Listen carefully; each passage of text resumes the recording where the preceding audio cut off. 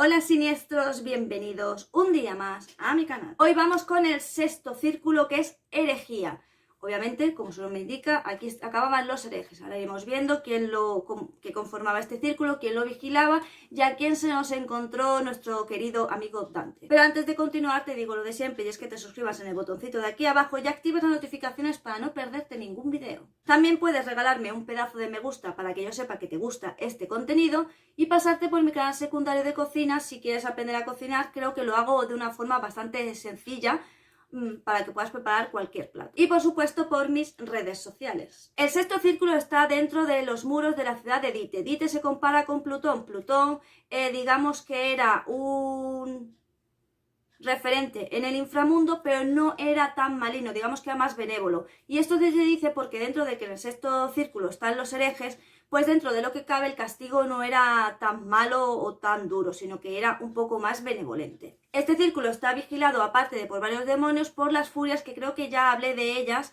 en otro vídeo, pero se llaman furias o erinias y las conforma una tríada. Esta tríada representa la venganza, pero también el remordimiento a causa de los crímenes que has cometido. Lo componen tres: Meguera, Alecto y Tisífone. Dentro de las furias cada una se encargaba de unos crímenes concretos, pero es cierto que una de ellas se representa como más altiva, que es el caso de Meguera, Alecto se representa furiosa y Tisífone se representa como llorando, porque digamos que es la furia como arrepentida. Por eso se dice que son las que representan, pues digamos, como los tres pasos de la venganza y del remordimiento. De todas maneras, no recuerdo exactamente en qué otro vídeo hablé de ellos, pero sí es verdad que a mí me encantan las furias, las erinias, y sé bastante sobre su historia.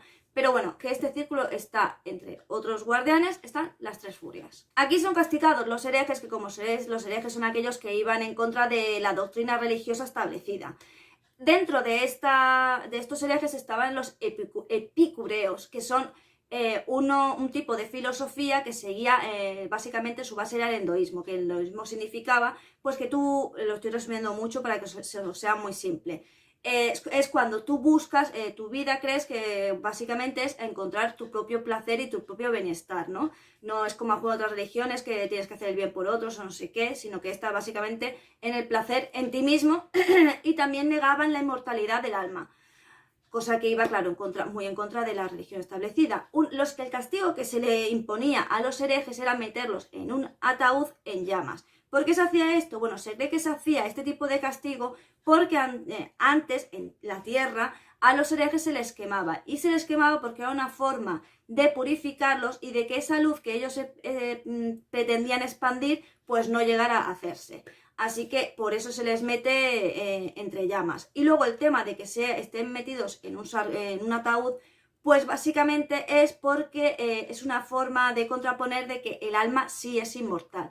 Todos los herejes reciben el mismo tipo de castigo, pese a que no todos los herejes negaban la inmortalidad del alma. También es cierto que a todos los herejes se les ponía juntos, pese a que cada, digamos, grupo de herejes tenía sus doctrinas y no todos negaban que el alma fuera inmortal, sino que cada uno tenía sus ideas. Algunos sí negaban que el alma fuera inmortal, pero otros no. Por eso no se entiende bien que, pese a que en otros círculos sí que se separaba los diferentes tipos de actos por castigos, pues aquí da igual, porque pese a venir representado el ataúd por la inmortalidad del alma, a todos los herejes se les metía, siendo estos que habían negado o no la inmortalidad. Como que aquí no hay tanta diferencia como para diferenciar herejes, sino que se les reúne a todos juntos. Aquí Dante se encuentra con varias personas que se supone que son herejes. ¿Y por qué digo que se supone? Bueno, ahora hablaré de ello.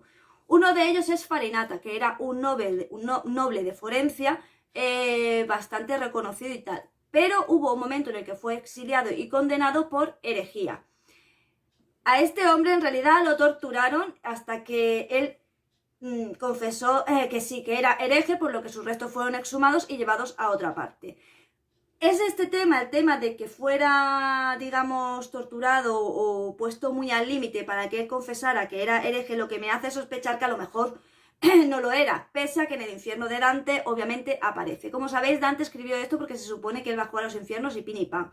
Pero bueno, Dante también escribió según, no sé, su propia ideas y tal. Entonces no tengo claro hasta qué punto Farinata realmente era un hereje o simplemente lo confesó para que no le siguieran haciendo daño. Además de que Farinata, una de las cosas por la que se le acusó y que él sí dijo que la veía así, es que él no creía en la supremacía de la Iglesia Católica. Así que, no sé, quizás estaba quejando un poco de los beneficios de esta y por eso fue condenado. Por lo tanto, no sé, me resulta un poco extraño lo del hereje. Quizás, seguramente, él sí creía en la Iglesia Católica, pero lo que no quería era que hubiera una supremacía de esta. También tenemos a Cavalcante, que él sí era considerado hereje porque él no creía en la Iglesia ni en lo que ésta establecía, sino que él era un hombre más de ciencia. Así que él, al ser un hombre de ciencia, negaba la existencia de Dios y, por supuesto, la inmortalidad del alma y todo esto, porque él creía en los átomos, él creía en la ciencia. Así que, obviamente, otro hereje al canto. Tenemos también a Federico II, que en este caso, este hombre sí se dedicó bastante a que se sembrara la paz. Además era un erudito y además también se decía que era muy excéntrico, pero tuvo varios problemas con la Iglesia, por lo que le empezaron a llamar el anticristo. Digamos que las desavenencias con la Iglesia que tenía este hombre básicamente era una cuestión de poder. Él quería manejar también el rollo eclesiástico, pero desde una posición de poder, y a los eclesiásticos pues esto no le gustaba. Así que también condenado. Pero digamos que este hombre es lo que me sorprende, que lo pusieron de hereje sencillamente porque él quería el mismo poder que tenía el poder eclesiástico, no porque él en sí negara nada.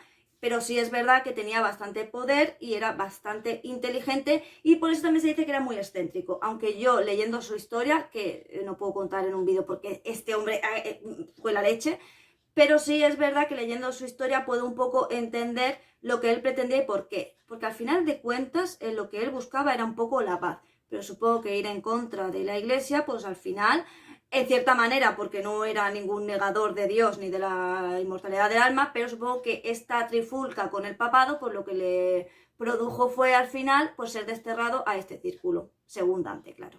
Tenemos a Octaviano, que también fue cardenal y luego posteriormente pues se uniría a los círculos de los epicúreos, que bueno, como básicamente os he dicho, era una religión endoísta, básicamente era una religión atea, ¿vale?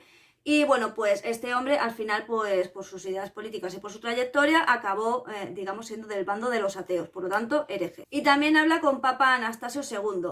Básicamente al final acaban como hablando un poco de la situación política y demás del país, de Florencia, pero bueno, poco más. Aquí es donde Farinata le explica a Dante que las almas de los círculos del infierno pueden ver el futuro, pero no pueden ver como el pasado ni el presente. Así que todas las profecías que le van a dar a lo largo de los círculos y que ya le habían dado, pues obviamente hacían referencia al futuro, ya que ellos son un tipo de profeta.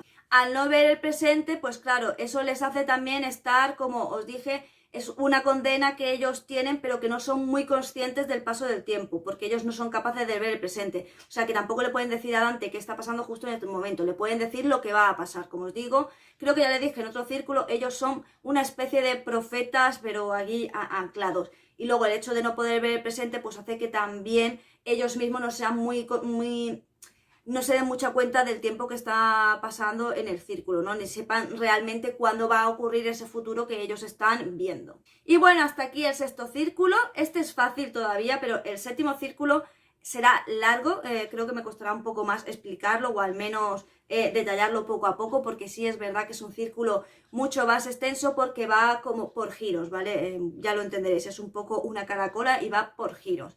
A partir del séptimo círculo se complica la cosa.